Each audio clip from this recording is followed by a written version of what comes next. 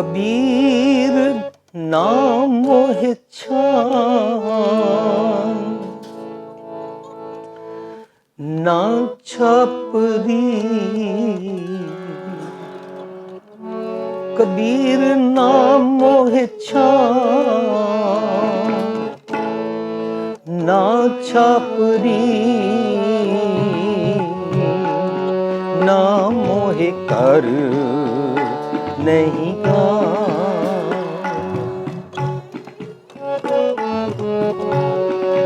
नाम मोहे छान, ना छापरी। ना मोहे कर नहीं ना मोहे कर नहीं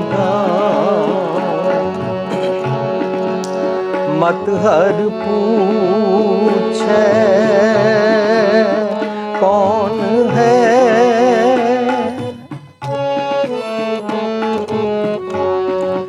मत हर पूछे कौन है। मेरे जात ना नाओ, मेरे जात ना नाओ। नाम मोहे छान, ना छापरी। ना मोहे छान, ना छापरी। ना मोहे कर नहीं ना मोहे कर नहीं मत हर पूछे कौन है, मत हर पूछे कौन है। मेरे जात ना नाओ, नाम मोहे छान, ना छापरी। कबीर नाम मोहे छान, ना छापरी। ना मोहे कर नहीं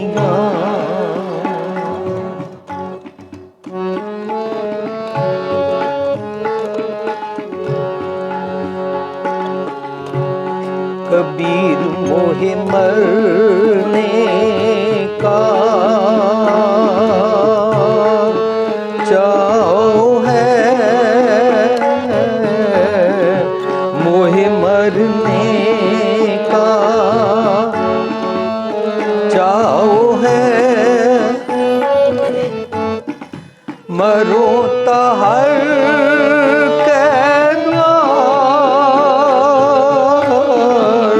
मरो हर के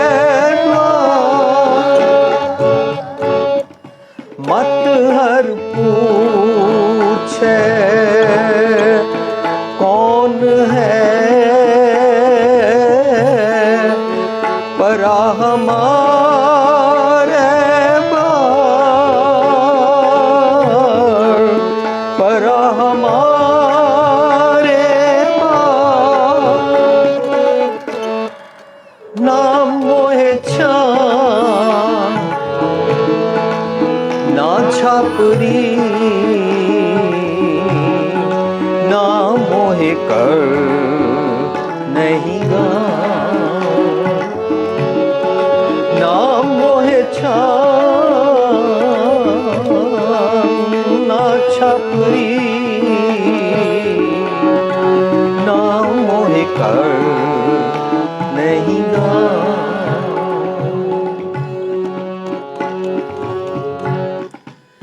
ना हम किया न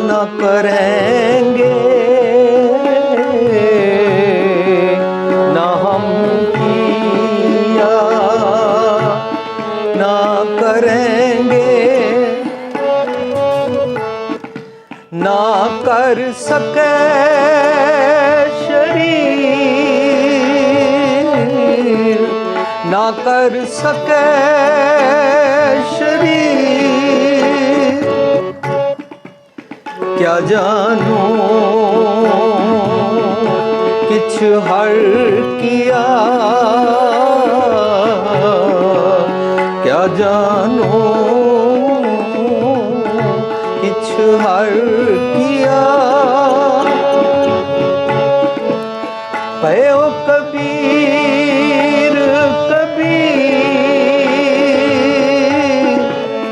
पयो कबीर कबीर, ना मोहे छान ना छापरी, ना मोहे छान ना छापरी, ना मोहे कर नहीं गाँव, ना मोहे कर नहीं गाँव, ना मोहे कर नहीं गाँव।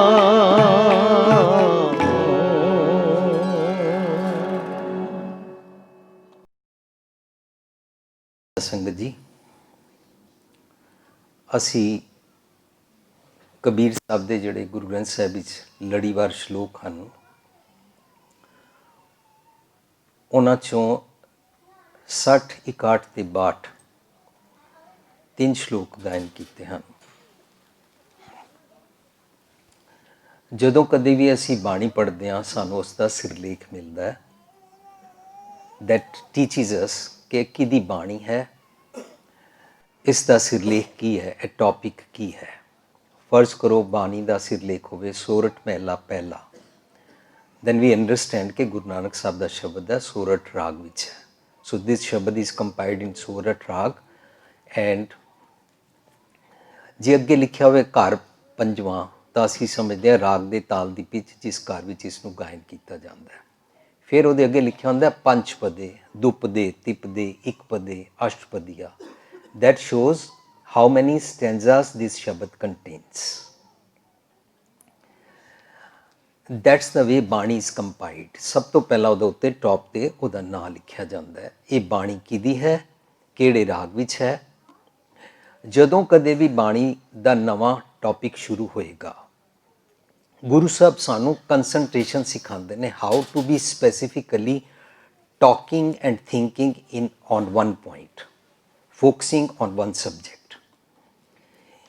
ਜਦੋਂ ਵੀ ਨਵਾਂ ਸਬਜੈਕਟ ਸ਼ੁਰੂ ਹੁੰਦਾ ਹੈ, ਸਭ ਤੋਂ ਪਹਿਲਾਂ ਗੁਰੂ ਗ੍ਰੰਥ ਸਾਹਿਬ ਦਾ ਫਰੈਸ਼ ਪੇਜ ਸ਼ੁਰੂ ਹੁੰਦਾ ਹੈ ਔਰ ਉਹਦਾ ਬਾਉਂਡਰੀ ਦਾ ਕਲਰ ਚੇਂਜ ਹੋ ਜਾਂਦਾ ਹੈ, ਤਾਂ ਕਿ ਬਿਗਨਰ ਨੂੰ ਸਮਝ ਆਏ ਨਾਓ ਨਿਊ ਸਬਜੈਕਟ ਇਜ਼ ਬੀਇੰਗ ਸਟਾਰਟਿਡ। ਫਿਰ ਉਸ ਤੋਂ ਬਾਅਦ ਉਹਦੇ 'ਤੇ ਲਿਖਿਆ ਹੁੰਦਾ ਹੈ ਸਭ ਤੋਂ ਪਹਿਲਾ ਸ਼ਬਦ ਗੁਰੂ ਨਾਨਕ ਸਾਹਿਬ ਦਾ।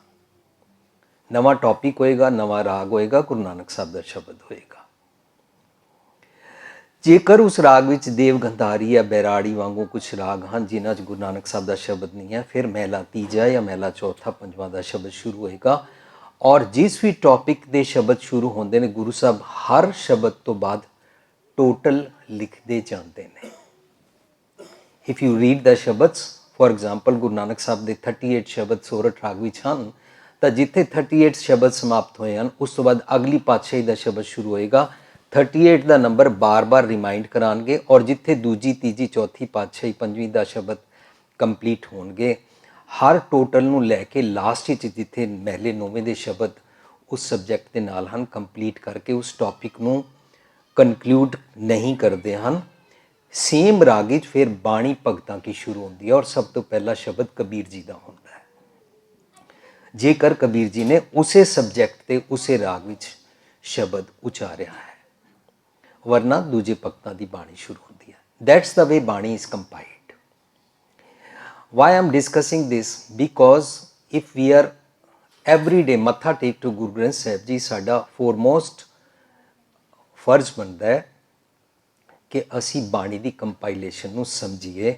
ਇਸ ਨੂੰ ਕੰਪਾਈਲ ਕਰਨ ਵਾਸਤੇ ਗੁਰੂ ਨਾਨਕ ਸਾਹਿਬ ਦੀ ਬੜੀ ਸੁਜਾਨ, ਬੜੀ ਫਾਰ ਸਾਈਟਿਡਨੈਸ ਨਾਲ ਇੱਕ ਐਸੀ ਟੈਕਨੀਕ ਵਰਤੀ ਗਈ ਜਿਸ ਨੂੰ ਗੁਰੂ ਅਰਜਨ ਪਾਤਸ਼ਾਹ ਨੇ ਵਰਤਿਆ ਤੇ ਸਾਡੇ ਕੋਲ ਅੱਜ ਗੁਰੂ ਗ੍ਰੰਥ ਸਾਹਿਬ ਜੀ ਪਿਓਰੈਸਟ ਫਾਰਮ ਵਿੱਚ ਹੈ। ਦੁਨੀਆ ਦਾ ਕੋਈ ਵੀ ਮਨੁੱਖ ਕਲੇਮ ਨਹੀਂ ਕਰ ਸਕਦਾ ਕਿ ਗੁਰੂ ਗ੍ਰੰਥ ਸਾਹਿਬ ਪਿਓਰ ਨਹੀਂ ਹੈ, ਕਿਉਂਕਿ ਗੁਰੂ ਸਾਹਿਬ ਨੇ ਬਾਣੀ ਨੂੰ ਅੱਜ ਕੱਲ੍ਹ ਦੇ ਕੰਪਿਊਟਰਾਈਜ਼ਡ ਲੌਕਅਪ ਸਿਸਟਮ ਦੇ ਅਕੋਰਡਿੰਗ ਅਕਾਊਂਟਿੰਗਸ ਲਿਖ ਕੇ, ਉਹਨਾਂ ਦਾ ਟੌਪਿਕ ਲਿਖ ਕੇ, ਸਪੈਸੀਫਿਕਲੀ ਇੱਕ ਲੜੀ ਵਿੱਚ ਪਰੋ ਕੇ ਅਤੇ ਫਿਰ ਉਹਦੇ ਵਿਚਕਾਰ ਰਹਾਉ ਲਿਖ ਕੇ ਇਸ ਤਰੀਕੇ ਨਾਲ ਉਸ ਨੂੰ ਲੌਕਅਪ ਕੀਤਾ ਕਿ ਕੋਈ ਮਿਕਸ ਕਰ ਨਹੀਂ ਸਕਦਾ। We are blessed, not only Sikhs are blessed, the whole world is blessed कि first hand document written by Guruji and we have in purest form with us। ਬਾਣੀ ਦੇ ਇਹ ਸਿਰਲੇਖ ਜਿਹੜੇ ਹਨ, ਜਦੋਂ ਅਸੀਂ ਇਹਨਾਂ ਨੂੰ ਸਮਝਦੇ ਜਾਂਦੇ ਹਾਂ, ਕਾਊਂਟਿੰਗ ਔਰ ਟੋਟਲਸ ਚੈੱਕ ਕਰਦੇ ਜਾਂਦੇ ਹਾਂ, ਇਹ ਉਹ ਸੁਜਾਨ ਮਤ ਹੈ, ਟੈਕਨੀਕ ਹੈ ਜਿਹਦੇ ਨਾਲ ਬਾਣੀ ਨੂੰ ਕੰਪਾਈਲ ਕੀਤਾ ਗਿਆ ਹੈ। ਜਦੋਂ ਅਸੀਂ ਇੰਝ ਪੜ੍ਹਨ ਲੱਗਦੇ ਹਾਂ ਤਾਂ ਸਾਨੂੰ ਬਾਣੀ ਬਾਰੇ ਕੁਝ ਜ਼ਿਆਦਾ ਸਮਝ ਆਉਣਾ ਸ਼ੁਰੂ ਹੁੰਦਾ ਹੈ। ਉਹ ਦੇਸ਼, ਉਹ ਮਾਰਗ, ਉਹ ਜਰਨੀ, ਉਹ ਡੈਸਟੀਨੇਸ਼ਨ ਸਮਝ ਆਉਣਾ ਸ਼ੁਰੂ ਹੁੰਦਾ ਹੈ। ਪਰਟੀਕੂਲਰ ਸ਼ਬਦ ਦੇ ਨਾਲ ਗੁਰੂ ਸਾਹਿਬ ਮੇਰੇ ਥਾਟ ਪ੍ਰੋਸੈਸ ਨੂੰ ਕਿਸ ਪਾਸੇ ਲਿਜਾਣਾ ਚਾਹੁੰਦੇ ਨੇ। How Guru ji wants me to make my character. ਇਸ ਤਰ੍ਹਾਂ ਹੀ ਵਾਰਾਂ ਹਨ। ਵਾਰਾਂ ਦੇ ਵਿਚਕਾਰ ਰਹਾਉ ਦੀ ਟੈਕਨੀਕ ਦੇ ਬਦਲੇ ਵਾਰਾਂ ਦੀ ਪੌੜੀਆਂ ਹੁੰਦੀਆਂ ਨੇ ਔਰ ਪੌੜੀ ਦੀ ਆਖਰੀ ਡੇਢ ਪੰਕਤੀ ਜਿਹੜੀ ਹੁੰਦੀ ਹੈ ਉਹ ਵਾਰ ਉਸ ਪੌੜੀ ਦਾ ਸੈਂਟਰਲ ਆਈਡੀਆ ਹੁੰਦਾ ਹੈ ਔਰ ਪੌੜੀ ਨੂੰ ਸਮਝਣ ਵਾਸਤੇ ਉਹਦੇ ਨਾਲ ਕੁਝ ਸ਼ਲੋਕ ਲਗਾਏ ਜਾਂਦੇ ਨੇ। ਜਿਵੇਂ ਆਸਾ ਕੀ ਵਾਰ ਦੇ ਉੱਪਰ ਲਿਖਿਆ ਹੋਇਆ ਸ਼ਲੋਕ ਵੀ ਮੈਲੇ ਪਹਿਲੇ ਕੇ ਲਿਖੇ।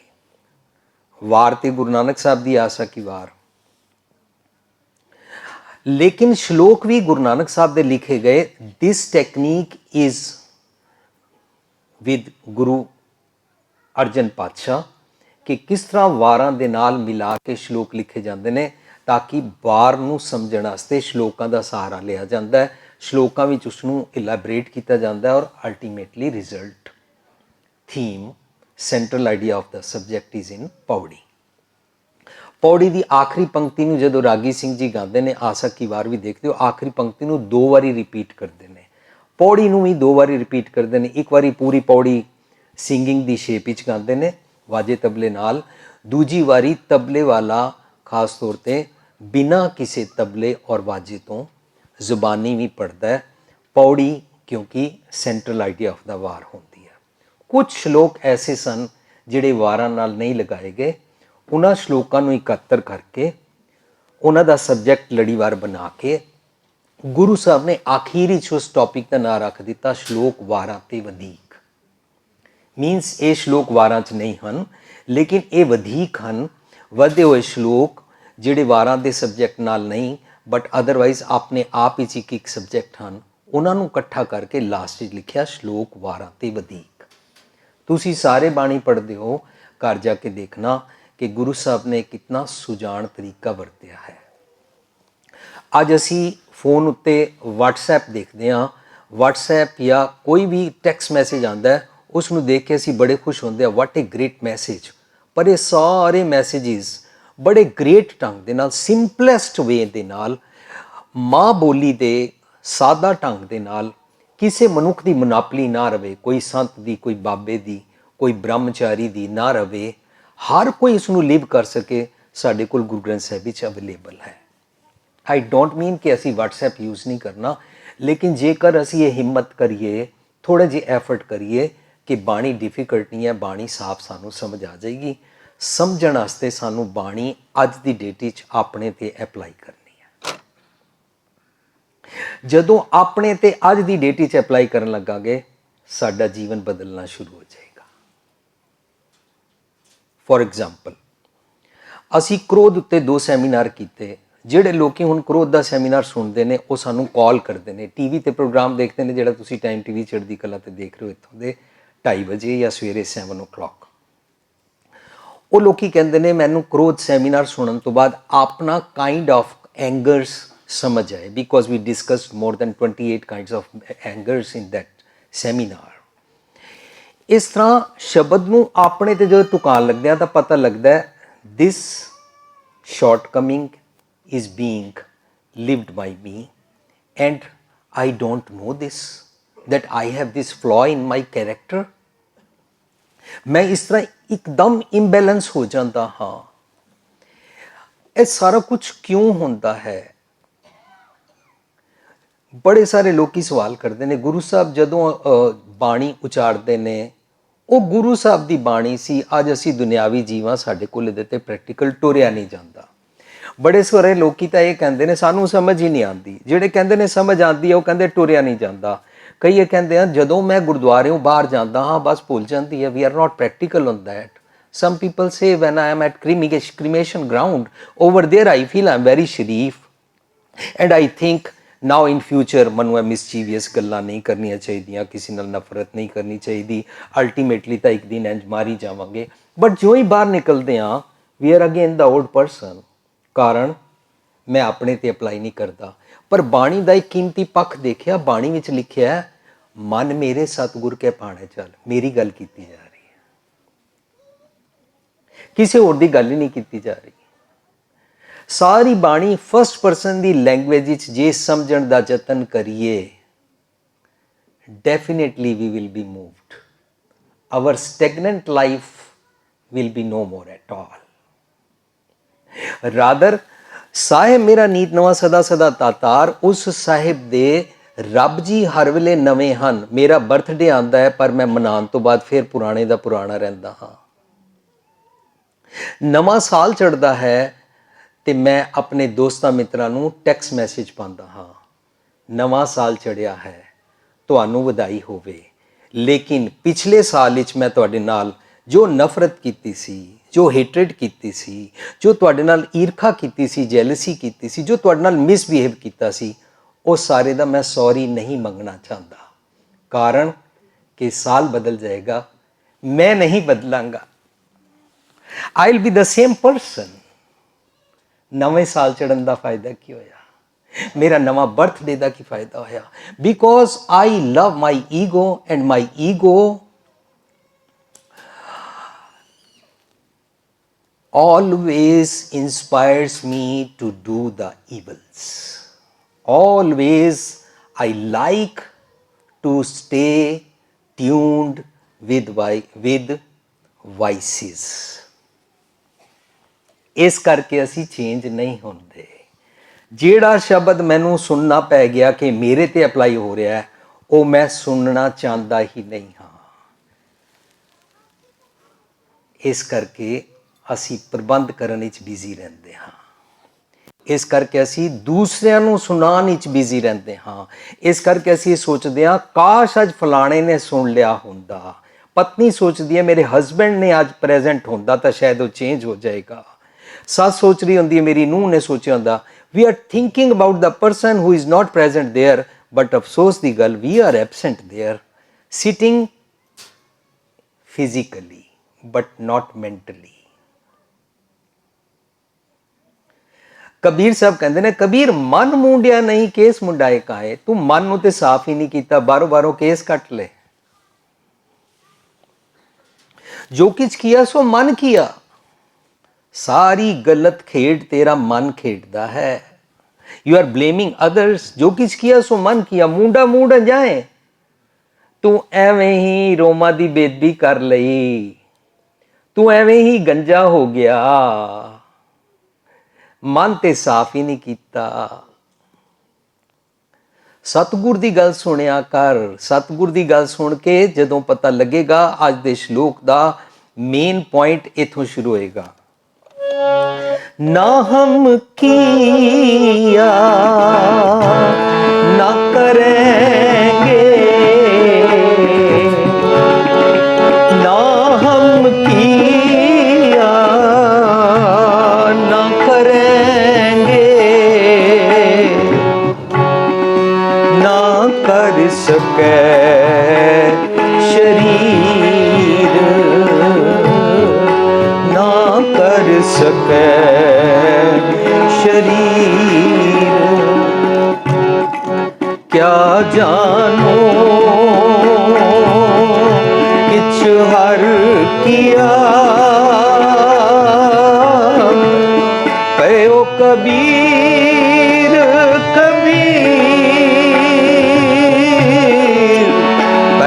कबीर कबीर। मैं तो कुछ किया ही नहीं है, कबीर साहब कहते हैं। कबीर जी ग्रेट सन, इस करके उन्हों की बाणी गुरु ग्रंथ साहिब विच दर्ज है। इतनियां ग्रेट गल्लां करके सारी दुनिया की पंडिताई वाले जितने धर्म दे अपने आप को चैंपियन समझते सी, कबीर साहब सामने उन्होंने गोडे टेकने पै गए। इतनी खरी गल कबीर साहब करते सी। गुरु नानक साहब liked it and he compiled his, he got his बानी and compiled in Guru Granth Sahib. आज गुरु ग्रंथ साहिब विच बैठे कबीर साहब सानू समझाते ने, ना हम किया ना करेंगे ना कर सकै शरीर। जिहड़े शरीरक तल ते रहिंदे ने ना, वो शरीरक तल दियां जिहड़ियां साडियां सफरिंग्स होंदियां ना, वो सफरिंग्स के अकॉर्डिंग फॉर्चूनेट, लकी, अनलकी, धर्मी अधर्मी काउंट करते हैं। सफरिंग्स के अकॉर्डिंग किसी को अमीर समझते हैं, सफरिंग्स के अकॉर्डिंग किसी को गरीब समझते हैं। बट राम रतन तब पाई है जो पहले तजै शरीर। You have to be above than your body, you have to think everything above than your self interest. Vested interest तो उपर होके देख, ਤਾਂ ਤੈਨੂੰ ਗੱਲ ਸਮਝ ਆਏਗੀ। ਜੇ ਤੂੰ ਉੱਪਰ ਹੀ ਨਹੀਂ ਹੋਇਆ ਤਾਂ ਤੈਨੂੰ ਗੱਲ ਸਮਝ ਨਹੀਂ ਆਏਗੀ। ਫਰੀਦ ਜੀ ਉੱਪਰ ਹੁੰਦੇ ਨੇ, ਫਰੀਦ ਜੀ ਉੱਪਰ ਹੋਣ ਦੀ ਅਵਸਥਾ ਬਿਆਨ ਕਰਦੇ ਨੇ। ਮੈਂ ਜਾਣਿਆ ਦੁੱਖ ਮੁਝਕੋ फरीदा, मैं जानिया दुख मुझको, दुख सबाए जग,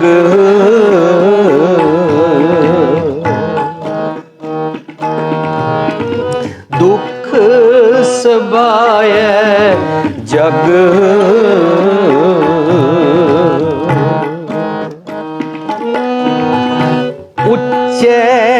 चढ़ के देखिया, उच्चे चढ़ के देखिया, ता कर कर एहा अग, ता कर कर एहा अग,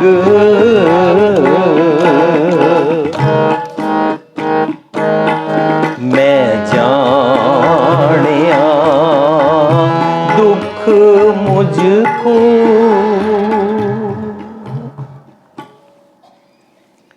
ਅਸੀਂ ਇਹਦੇ ਲਿਟਰਲ ਮੀਨਿੰਗ ਇਹ ਸਮਝਦੇ ਸੀ। ਫਰੀਦ ਜੀ ਕਹਿ ਰਹੇ ਨੇ ਮੈਂ ਦੁਖੀ ਹਾਂ, ਸਾਰੀ ਦੁਨੀਆ ਦੁਖੀ ਹੈ। ਆਪਣੇ ਘਰ ਦੇ ਕੋਠੇ ਤੇ ਚੜ੍ਹ ਕੇ ਦੇਖਿਆ ਹਰ ਘਰ 'ਚ ਅੱਗ ਲੱਗੀ ਹੋਈ ਹੈ। ਇਹ ਅਸੀਂ ਇਹਦੇ ਲਿਟਰਲ ਮੀਨਿੰਗ ਇਹ ਸਮਝਦੇ ਸੀ। ਫਰੀਦ ਜੀ ਬੜੀ ਉੱਚੀ ਅਵਸਥਾ ਦੀ ਗੱਲ ਕਰ ਰਹੇ ਨੇ। ਕਹਿੰਦੇ I found the source of problem, root मेरी केड़ी है, कित्थों प्रॉब्लम शुरू हुई। मैं जानिया दुख मुझको, मेरे दुख का कारण मैनू समझ आया।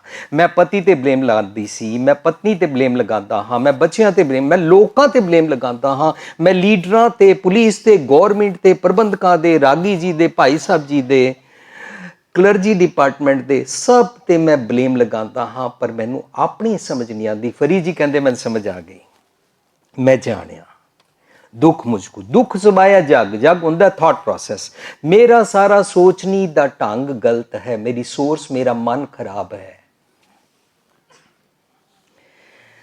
ਉੱਚਾ ਚੜ ਕੇ ਦੇਖਿਆ, ਜਦੋਂ ਮੈਂ ਮਨ ਦੇ ਬਦਲੇ ਐਲੀਵੇਸ਼ਨ ਨਾਲ ਦੇਖਿਆ, ਐਲੀਵੇਸ਼ਨ ਦੀਆਂ ਅੱਖਾਂ, ਜਦੋਂ ਮੈਂ ਉੱਚੇ ਚੜ ਕੇ ਦੇਖਿਆ, ਜਦੋਂ ਕਦੀ ਵੀ ਆਏਗਾ ਨਾ fall in love, that's wrong. Gurbani ਮੁਤਾਬਕ ਹੁੰਦਾ ਰਾਈਜ਼ ਇਨ ਲਵ। ਗੁਰਬਾਣੀ ਮੁਤਾਬਕ ਜਦੋਂ ਅਸੀਂ ਕੋਈ ਮਨੁੱਖ ਸਤਿਗੁਰ ਦੀ ਮੱਤ ਲੈ ਕੇ ਜੀਵਨ ਉੱਚਾ ਹੁੰਦਾ ਹੈ, ਉਹਨੂੰ ਉੱਚਾ ਕਹਿੰਦੇ ਆ। ਜਦੋਂ ਸਾਡਾ ਮਨ ਨੀਵਾਂ ਹੁੰਦਾ ਹੈ, ਮਨ ਨਮਰਤਾ 'ਚ ਹੁੰਦਾ ਹੈ, ਤਾਂ ਮੱਤ ਉੱਚੀ ਹੋ ਜਾਂਦੀ ਹੈ। That is called elevation. ਰੱਬ ਦੇ ਨਾਲ ਜਦੋਂ ਅਸੀਂ ਜੁੜਦੇ ਹਾਂ, ਰੱਬ ਜੀ ਦਾ ਜੁੜਨ ਦਾ ਮਤਲਬ ਹੈ ਮੈਨੂੰ ਗੋਡ ਦਾ ਵਿਜ਼ਨ ਪ੍ਰਾਪਤ ਹੋਇਆ। ਮੀਨਸ ਗੋਡ ਇਕੁਐਲਿਟੀ ਦੇਖਦਾ ਹੈ।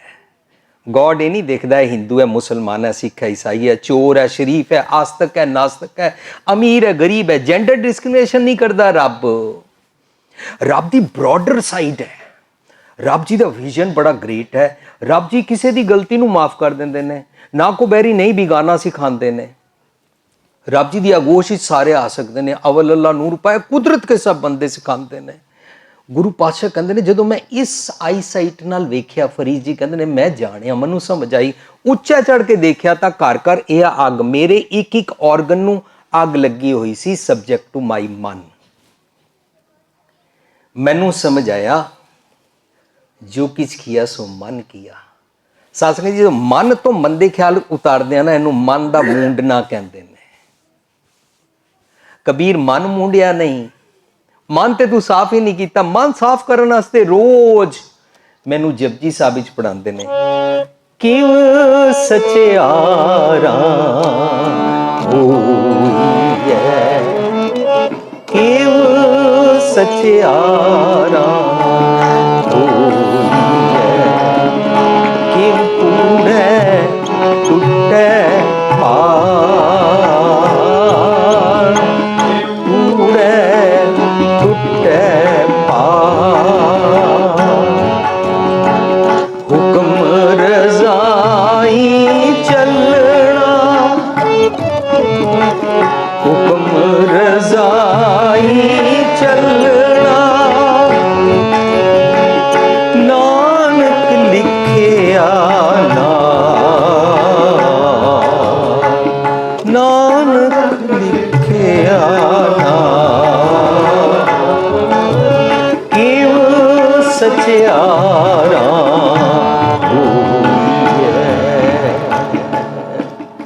ਰੋਜ਼ ਇਸ ਭਾਵ ਨਾਲ, ਇਸ ਮੋਡ ਵਿੱਚ ਜਾ ਕੇ, ਇਸ ਸਟੇਟ ਆਫ ਮਾਈਂਡ, ਇਸ ਅਵਸਥਾ 'ਚ ਜਦੋਂ ਬਾਣੀ ਪੜਾਂਗੇ ਨਾ, ਮੈਂ ਸਚਿਆਰਾ ਨਹੀਂ ਹਾਂ, ਮੈਂ ਕੁੜਿਆਰਾ ਹਾਂ।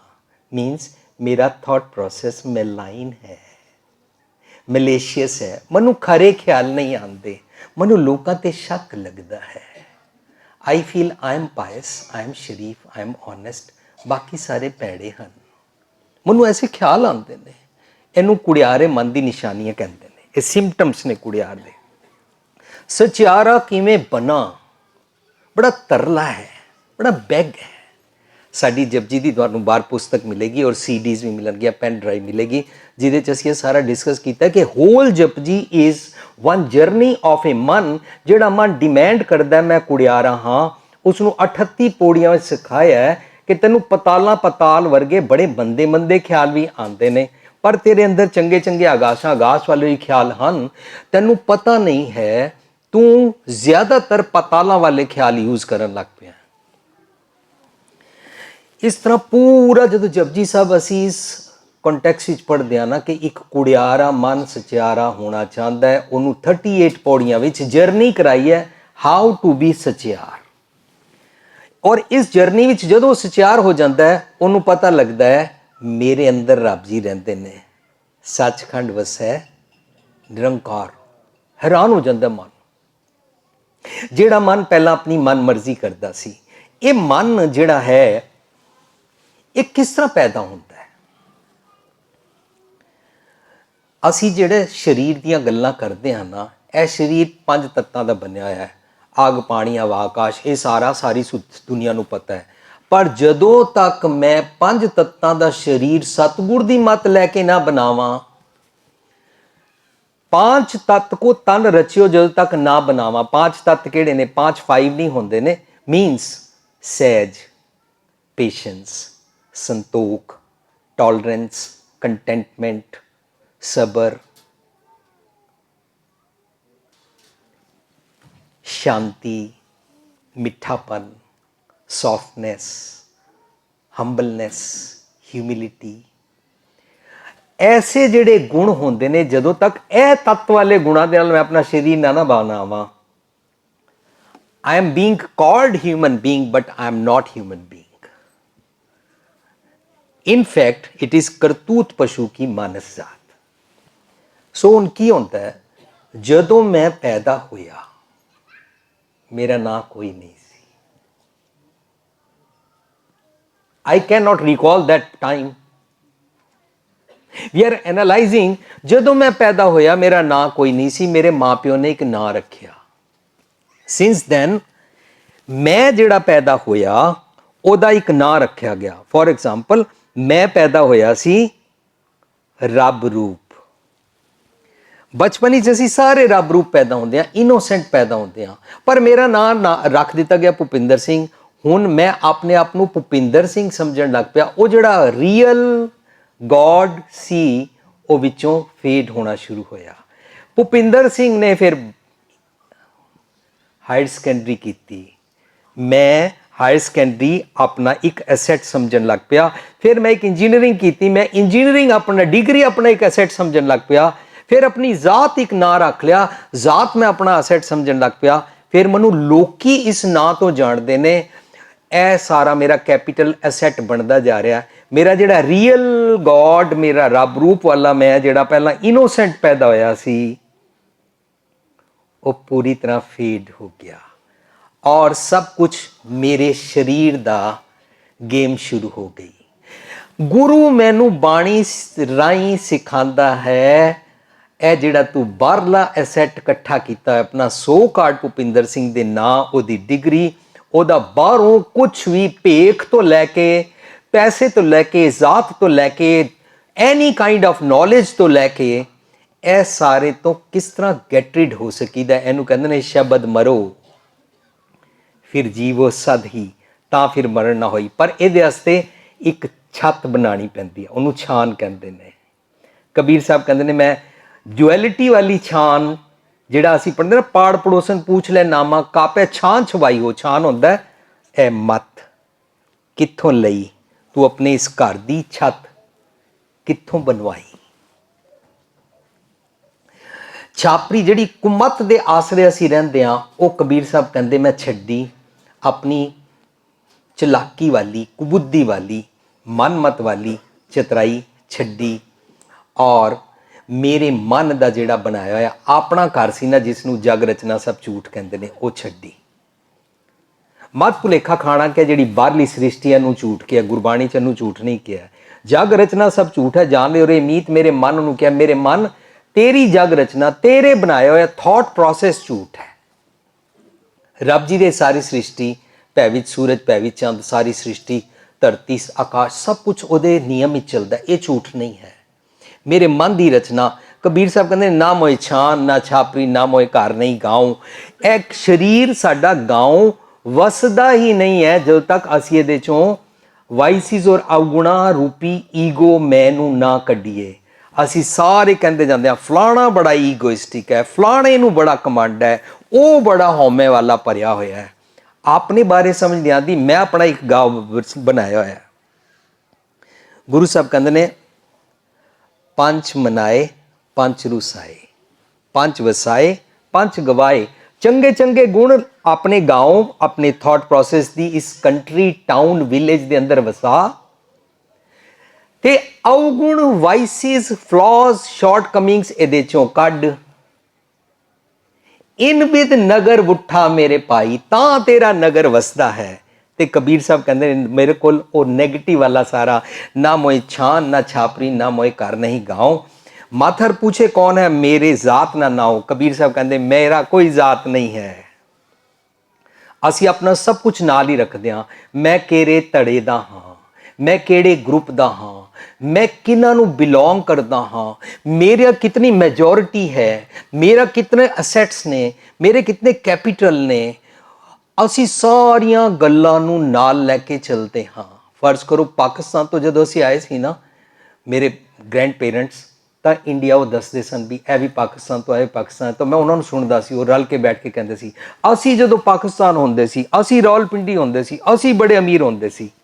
ਪਰ ਅੱਜ ਜੇ ਮੈਂ ਅਮੀਰ ਨਹੀਂ ਹਾਂ, ਇਟ ਡਜ਼ਨਟ ਮੈਟਰ ਕਿ ਪਿੱਛੇ ਕੀ ਹੁੰਦੇ ਸੀ। So it doesn't matter what you were, it matters what you are heading for, it matters what you are today. Kabir Sahib ਕਹਿੰਦੇ ਨੇ ਅੱਜ ਆਪਣੀ ਇਹ ਹਉਮੈ ਤੈਨੂੰ ਛੋੜਨੀ ਪਏਗੀ।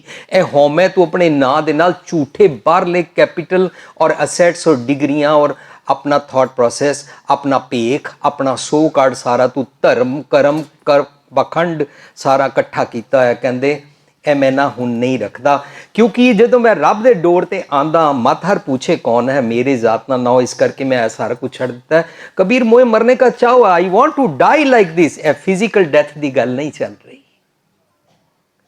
ਆਪਣੀ ਈਗੋ ਨੂੰ ਅਸੀਂ ਜਦੋਂ ਇਸ ਤਰ੍ਹਾਂ ਖਤਮ ਕਰਦੇ ਆ ਨਾ, ਦਿਸ ਇਜ਼ ਕਾਰਡ ਸ਼ਬਦ ਮਰੋ ਫਿਰ ਜੀਵੋ ਸਦ ਹੀ, ਤਾਂ ਫਿਰ ਮਰਨ ਨਾ ਹੋਈ। फिर असी मरते नहीं हाँ।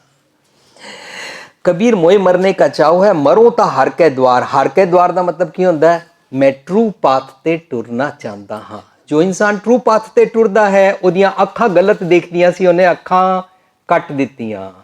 कन निंदा करते सी, सुनते सी, कन कट दिते। ये हाथ किसी का विगाड़ करते सन, कट दिते। ये पैर दौड़ के किसी का विगाड़ करन जाते सी, ये पैर कट दिते। जदों ए सारे पासों एलीवेट होंदा है ना, जिसी की कारी च अग लगी सी, इनू कहंदे ने पुरजा पुरजा कट मरै। एक एक गलत गलत पुरजा कटवा दिता। कबीर मोए मरने का चाहो है, मरो ता हर के द्वार। मत हर पूछे कौन है परा हमारे बार। मनु ए समझ आई कि रब जी दे दर ते होवो ना, अपनी ईगो दे नाल कीता सारा कट्ठा असैट ए नाल नहीं जा सकता।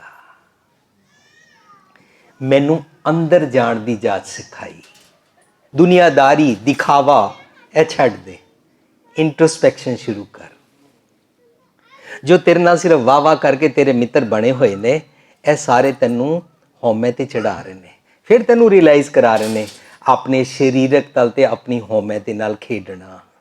हौमे दीरग रोग है, दारू भी समाए, कृपा करे जे अपनी तां गुर का शब्द कमाए। सतगुर दी मत लै और अपनी इस पासों छुट। अंदर जावना, इंट्रोस्पैक्शन सीख। जदों असीं इंट्रोस्पैक्शन सीखते हैं ना, पता लगता है मंदा चंगा अपना आपे ही कीता पावना। तां पता लगता है जो मैं किया सो मैं पाया। दोष ना दीजिए वर्जना, दद्दा दोष ना देऊ किससे, दोष कर्मा अपनिया। जो मैं किया सो मैं पाया, दोष ना दीजिए वर्जना। फिर असी दूसरिਆਂ ਤੇ ब्लेम नहीं लगाते हाँ। फिर असी अपने अंदर जाना सीखते हाँ। बार बार सीखते हाँ कि मैं हिपोक्रेसी करदा। उपर दा सारा श्लोक सिमल रुख सराय राधी रगत मुझ, इस सारे शब्द नूं हिपोक्रेसी वालों एक्सप्लेन करके मैंने समझाता है कि तू अंदरों होर है, बाहरों होर है, फ्लॉज दे नाल जींदा है, बाहरों धर्मी भेख बनाता है। यह सारा कुछ छड्ड, यह ईगो है। अपने धर्म कर्म के पाखंड की ईगो नूं छड्ड, अपने दिखावे नूं छड्ड, अंदर जा। वरना कर अवगुण पछोतावना करी जाना ते की करदा है, पछतांदा रहिंदा है, रिग्रैट करदा है, सुखी नहीं होंदा, खुश नहीं होंदा, हैप्पीनैस नहीं आती। तैनूं सुहावना हो सकता है, छड्ड दुनिया। कप्पड़ रूप सुहावना, कप्पड़ होंदा है थॉट प्रोसैस। थॉट प्रोसैस ठीक हो जाए, यह शरीर नाल जीना आ जाता है। उस वेले मनुख कहता है मेरा मुझ में किछ नहीं, जो किछ है सो तेरा, तेरा तुझको सौंपते क्या लग गया मेरा। That's how we learn how to surrender, that's how we learn how to be one with God. पहला भाई साहब जी शोध पढ़ रहे सी, ज्योति में जोत रल जाया। इस तरह असी जींदे जी, मरण तो बाद नहीं, असी जींदे जी अपनी ईगो तो गैट रिड होंदे हां। गुरमत इसनूं सैल्वेशन वाइल लिविंग कहती है। गुरमत का बड़ा ग्रेट फंडामेंटल है salvation while living, not salvation after death। असी जींदे जी अपनी डेथ नूं देख लेंदे हां। ये गुरमत का बहुत ग्रेट पक्ष है। गुरबाणी जींदे जी सानू अपनी मौत दिखाती है। सारी दुनिया अपनी फिजिकल डेथ नूं देख नहीं सकती है, पर गुरु पातशाह कहंदे ने तू अपनी आत्मक मौत नूं देखना सीख जा। फिजिकल डेथ ते कुदरत दे नियम विच होंदी है। Don't worry about that. मेरा समा हो गया। मैं प्रबंधक सज्जना दा और इत्थों दे सारे रागी सिंह जी, भाई साहब जी, ग्रंथी जी, सेवादार जी, जिन्हां जिन्हां ने यह सारा प्रबंध किया, सब का बहुत बहुत धन्नवादी हाँ।